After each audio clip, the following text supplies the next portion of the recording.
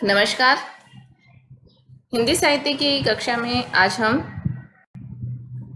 छायावाद की एक प्रसिद्ध कवयित्री महादेवी वर्मा के द्वारा लिखित दो कविताओं पर बात करेंगे, जिसमें पहली कविता है मैं नीर भरी दुख की बदली और दूसरी है जो तुम आ जाते एक बार।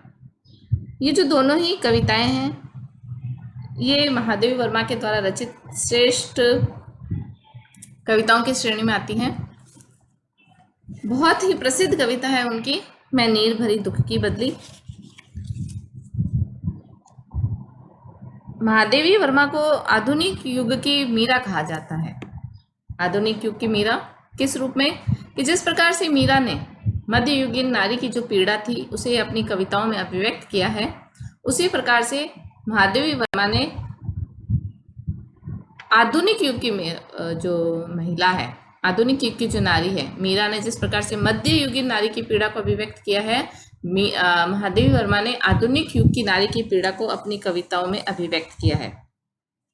जो महादेवी वर्मा है इनके लिए कहा जाता है कि यह बौद्ध धर्म से अधिक प्रभावित थी और इसीलिए दुखवाद है, संसार के जो मूल है उसे वह दुख की जो अनुभूति है संसार के समस्त क्रियाकलापों में वह उसकी उपस्थिति मानती हैं।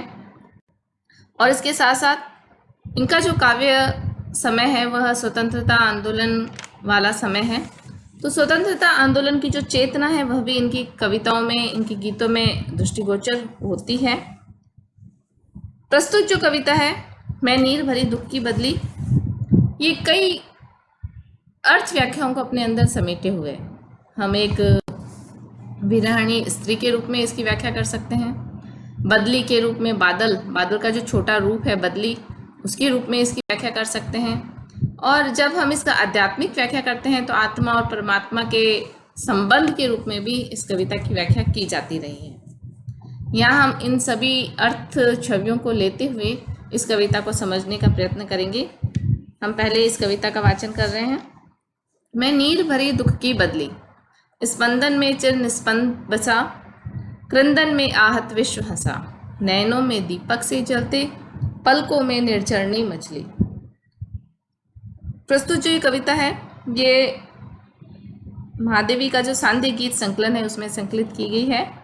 यहाँ हम बात कर रहे हैं, अगर हम बादल की बात करें, बादल यानी बदली जो बादल का एक छोटा रूप है उसमें, तो महादेवी वर्मा यहाँ पर कौन है? बादल का रूप है, एक आत्मा का रूप है, एक वीरणी का रूप है। ये तीनों रूप ही वह यहाँ साथ लेकर चल रही है। मैं को यहाँ पहले हमें परिचित होना पड़ेगा। मैं यहाँ बादल का रूप हो सकता है, मैं यहाँ आत्मा का रूप हो सकता है और मैं एक वीरणी का रूप भी हो सकता है। बादल के रूप में जब हम नीर का अर्थ लेंगे तो वह होगा पानी, और जब वीरणी के रूप में नीर का अर्थ लेंगे तो वहाँ उसका अभिप्राय आंसू से होगा। इसका पहले हम बादल के रूप में जब हम अर्थ कर रहे हैं तो महादेवी वर्मा के द्वारा कहा गया है कि ये जो संसार है स्पंदन में चिर निस्पंद बसा। जो बादल है, बादल का जो रूप है वह स्पंदन के साथ, बहुत अधिक कंपन के साथ उसका रूप, स्थायी जो रूप है वह रचा हुआ है। और जब वह बरसती है तो उसके पश्चात इस संसार पर निस्पंदता एक प्रकार की छा जाती है, एक प्रकार की स्थिरता आ जाती है।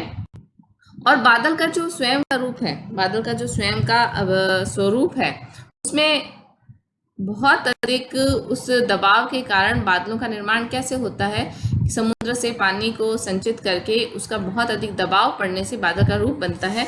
तो एक प्रकार का क्रंदन, एक प्रकार का दुख उसके भीतर समाहित है। और जब विश्व उस क्रंदन से संचित उस पानी को अनुभव करता है तो उस पानी में उसका हास्य, उसका सुख, उसकी जो तृप्ति है वह निहित होती है।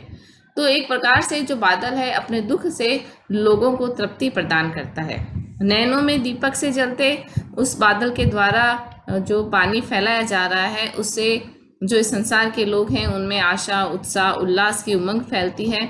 और पलकों में निर्झरणी मछली, और जो पानी बरस रहा है बादल के द्वारा, उस बरसते हुए बादल के माध्यम से एक प्रकार की आशा संसार में जागृत होती है। और वीरणी स्त्री के रूप में इसका अभिप्राय करते हुए देखेंगे जो विरणी है वह उस अज्ञात प्रियतम को याद करके जब वह बहुत अधिक व्यथित है, बहुत अधिक चिंतित है, तो उस चिंता, उस स्पंदन के पीछे ही उसका जो निस्पंद, स्थायी, स्थिर प्रेम है वह अभिव्यक्त हो रहा है।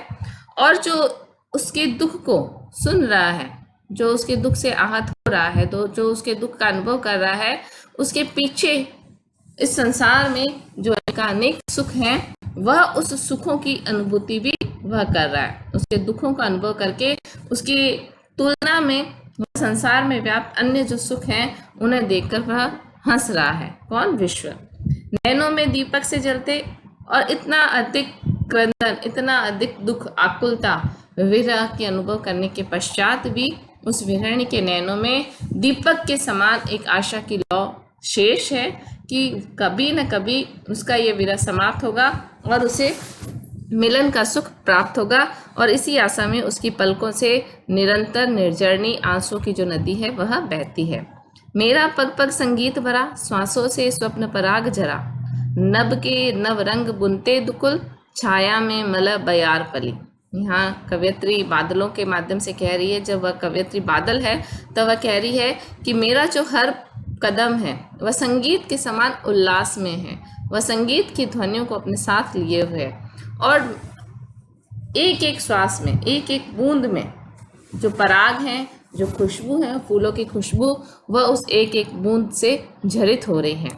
नभ के नव रंग बुनते दुकुल, और आकाश में मेरी उपस्थिति से, मेरी उपस्थिति से बहुत सारे सप्तरंग उपस्थित होते हैं, जिससे ऐसा लगता है इस आकाश ने नए वस्त्रों को, नए दुकुल को, नए परिधान को धारण कर लिया है। और मेरी छाया में जो मलय पर्वत से आने वाली जो बयार है वह सुगंधित वायु के समान परिलक्षित होती है। और जब विरणी के अर्थ में इसका अर्थ कहा गया तब यह है कि विरणी जो है वह जब इस प्रकार के विरह को अपने भीतर अनुभव कर रही है, सात्विक विरह को अनुभव कर रही है, परमात्मिक विरह को अनुभव कर रही है, ईश्वर के प्रति अपने विरह को अनुभव कर रही है, तो हर उसका जो पग है, हर उसका जो चरण है, हर उसका जो कार्य है वह एक नवीन संगीत की सृष्टि कर रहा है। और उसके श्वासों से जिस प्रकार के उसके कथन निकलते हैं, जिस प्रकार से वह श्वास के माध्यम से संसार भर के लिए श्रेष्ठ कामनाएं करती है, तो वह एक प्रकार से फूलों के पराग कण के समान है।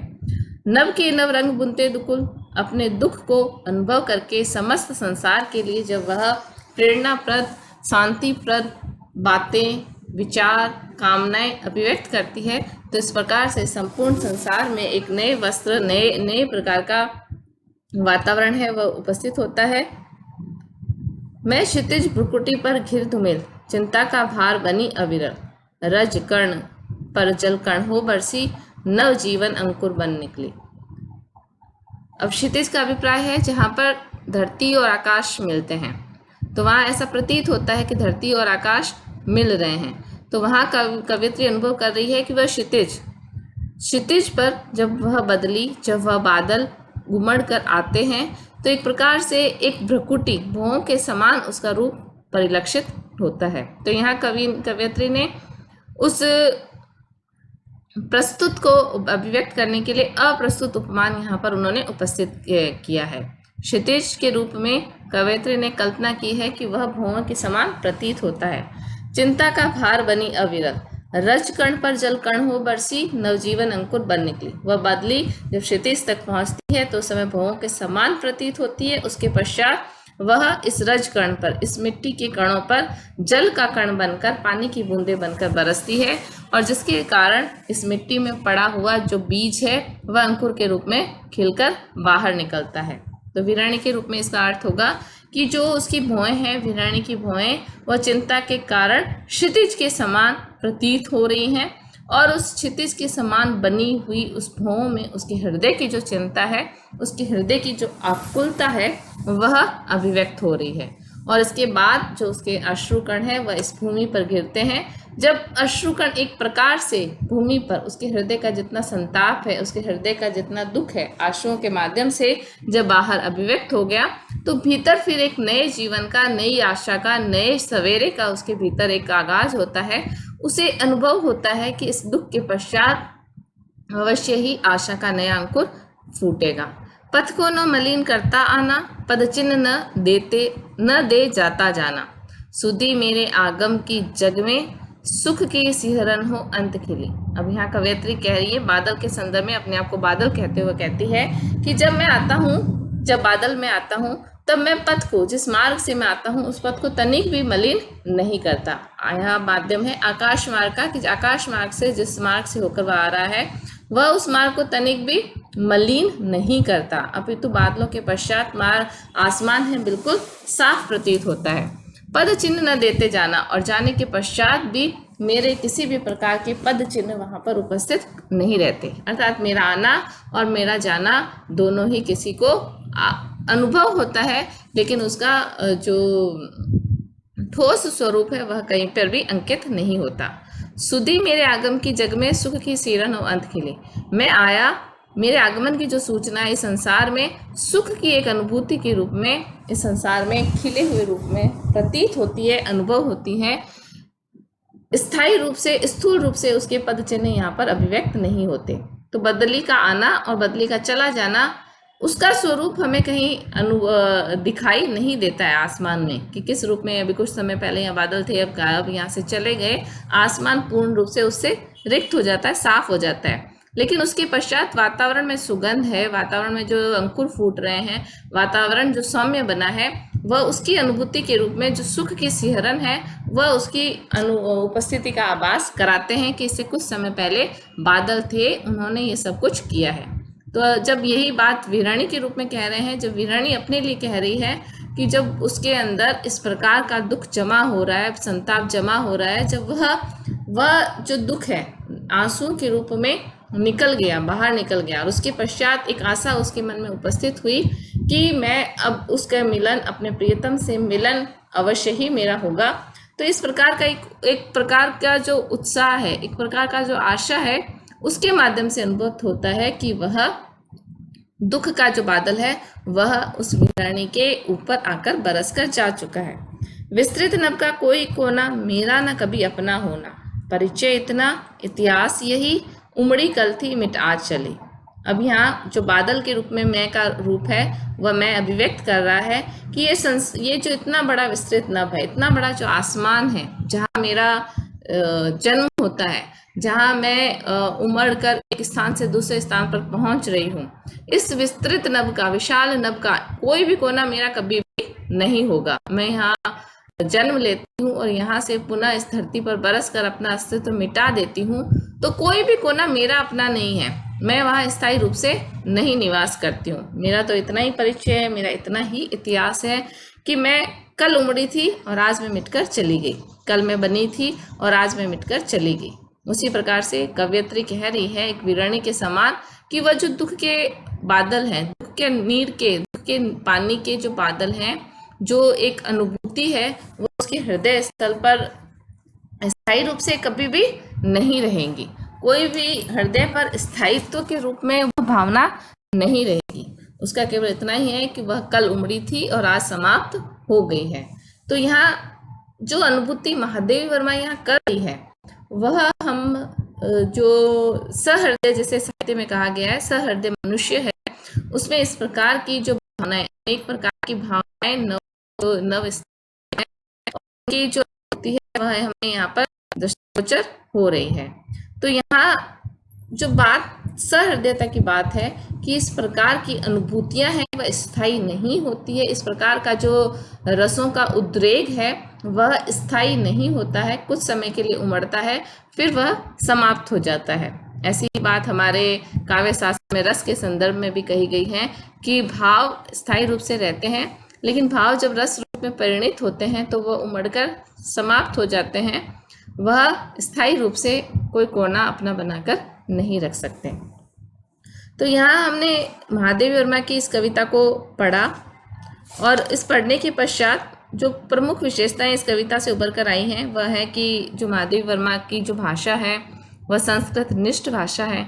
लाक्षणिक शब्दों का उन्होंने प्रयोग अधिक किया है, जैसे दीपक यहाँ पर आशा का प्रतीक है, बदली है, जो नीर भरी बदली है वह दुख का प्रतीक है। यहाँ पर कवयित्री जो विचारधारा अभिव्यक्त कर रही है वो बहुत ही अधिक मैच्योर, जिसे कहते हैं कि मैच्योर अनुभूति है, उस रूप में है। महादेवी ने बहुत अधिक गहराई से इन भावों का अनुभव किया है और वह गहराई इनके शब्दों से सहज रूप से अभिव्यक्त हो रही है। महादेवी वर्मा की ही हम एक और कविता लेते हैं आगे, जो तुम आ जाते एक बार। ये जो कविता है यह भी महादेवी वर्मा की एक प्रकार से हम कह सकते हैं कि उनकी रहस्यात्मकता की कविता है। रहस्यवाद से जो लबरेज जो कविता है वह कह सकते हैं। ये निहार राम नामक जो उनका काव्य संग्रह है उसमें संकलित है। यहाँ पर जो बात मुख्य रूप से उभर कर आती है महादेवी वर्मा के काव्य में, जिसे बार बार तुम शब्द से अभिव्यक्त किया गया है, कौन शब्द से अभिव्यक्त किया गया है, ये तुम कौन है यहाँ पर, जिसकी महादेवी वर्मा को प्रतीक्षा है, जिसकी महादेवी वर्मा चिर प्रतीक्षित रूप से आशान्वित होकर, जिसके लिए बहुत अधिक वह बेचैन होकर जिसका इंतजार कर रही है, यह इनके कविताओं का एक केंद्रीय प्रश्न है। वह बार बार इनकी कविताओं में उभर कर आता है। जब पाठक इन कविताओं को पढ़ते हैं तो तुम के संदर्भ में ये प्रश्न अवश्य ही आता है कि महादेवी वर्मा ये निवेदन, यह जो बात है वह किससे कह रही है। ये तुम परमात्मा भी हो सकता है और तुम इस लौकिक संसार का कोई जीव भी हो सकता है। तो यहाँ लौकिक और अलौकिक दोनों ही रूपों को साथ लेके कविता का जो भावार्थ है वह हम समझने का प्रयत्न करेंगे। एक चिरंतन प्रतीक्षारत जो स्त्री है उसकी भावनाओं को अभिव्यक्त करते हुए महादेवी वर्मा कह रही है, कितनी करुणा, कितने संदेश पथ में बिछ जाते बन पराग, गाता प्राणों का तार तार, अनुराग भरा उन्माद राग, आंसू लेते वे पद पखार, हंस उठते पल में आर्द्र नैन, धुल जाता होठों से विषाद, छा जाता जीवन में वसंत, लुट जाता चिर संचित विराट, आंखें देती सर्वस्ववार, जो तुम आ जाते एक बार। तो महादेवी वर्मा कह रही है कि जिस चिर प्रतीक्षित तुम का वह इंतजार कर रही है, यदि वह एक बार उनके जीवन में आ जाते तो किस प्रकार की स्थितियां यहाँ पर उपस्थित होती, कौन कौन सी ऐसी विशेष बातें हैं जो उनके जीवन में घटित होती। महादेवी वर्मा कह रही हैं कि यदि वह प्रियतम, यदि वह तुम उनके जीवन में उपस्थित होता तो कौन सी परिस्थितियां परिवर्तित होती।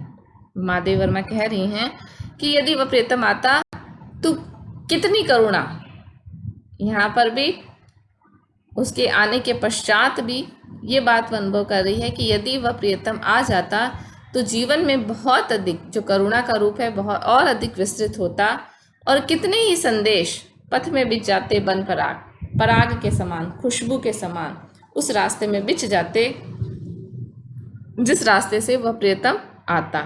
उसके आने के साथ ही ये जो करुणा की भावना है, ये जो संसार में संदेश देने की बात है, वह खुशबू के समान सर्वत्र व्याप्त हो जाती। गाता प्राणों का तार तार, मेरे भीतर जो प्राण है, जो जीवन है, वह अपने अंश अंश से उस अनुराग भरे उन्माद को, वह जो प्रेम से भरा हुआ मेरे हृदय के भीतर उन्माद है, जो एक प्रकार का पागलपन है, वह उन्माद प्रेम से भरकर मेरे प्राणों का एक एक जो अंतिम जो स्वर है वह उस उन्माद का गान करता। और नेत्रों से जो आंसू निकल रहे हैं वह आंसू उस तुम के, उस प्रियतम के पाँवों का पखारन करते जब कोई आगमन होता है, किसी आगंतुक का, किसी मेहमान का, एक हमारे लिए आदरणीय जो व्यक्ति है उसका, तो उसे क्या जिस प्रकार से पानी से उसके पाँवों का प्रक्षालन किया जाता है, तो महादेवी कह रही हैं कि जब तुम एक बार आ जाते तो मैं अपने इन आंसू से तुम्हारे पाँव को पखार लेती, पाँव को धो देती। हंस उठते पल में आर्द्र नैन, और जब ऐसा कृत होता, जब ऐसा होता कि तुम आ जाते तो उससे मुझ पर क्या परिवर्तन होता। जो आंखों के आंसू हैं वह समाप्त होते और मेरे नेत्र हैं जो अभी अभी आंसू से भीगे हुए आर्द्र नैन हैं, वह हंस उठते, वह खिल उठते, धुल जाता होठों से विषाद, और उनके खिलने के साथ ही होठों पर जो विषाद, जो दुख है वह भी इन होठों से समाप्त हो जाता और मेरा जो जीवन एक प्रकार से पतझड़ बना हुआ है और इस पतझड़ में वसंत का पुनः आगमन हो जाता और जो चिर संचित विराग है, वैराग्य है, कई समय से संचित किया हुआ जो वैराग्य है वह समाप्त हो जाता और मेरी आंखें तुम पर अपना सर्वस्व न्योछावर कर देती। यहाँ एक प्रकार की जो अंतिम 4 पंक्तियां हैं, यहाँ जो भारतीय परंपरा की स्त्री है, भारतीय परंपरा की एक जो महिला है, उसका जो समर्पण भाव है वह यहाँ पर अभिव्यक्त हो रहा है कि किस प्रकार से वह अपने प्रेमी के समक्ष अपने आप को प्रस्तुत कर रही है, किस प्रकार से वह समर्पित कर रही है और किस प्रकार की आकांक्षा है उससे। वो क्या आकांक्षा कर रही है उससे कि केवल उसकी उपस्थिति मात्र से, केवल उसके आ जाने भर से उसका जो समस्त विषाद है, समस्त जो दुख है वह समाप्त हो जाएगा।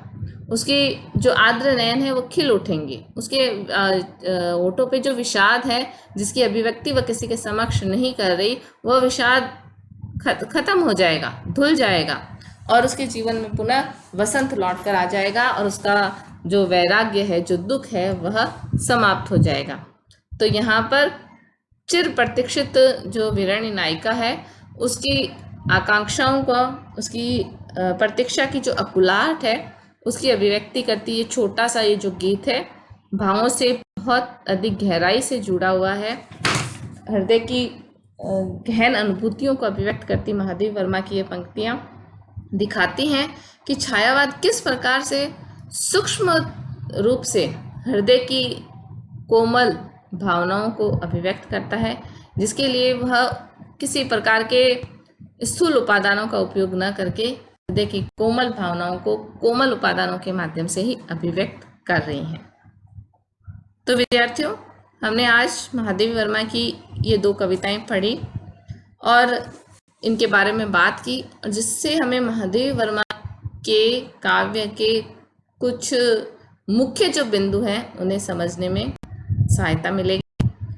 आगे हम महादेवी वर्मा के काव्य से संबंधित कुछ विशेषताओं का अध्ययन करेंगे। धन्यवाद।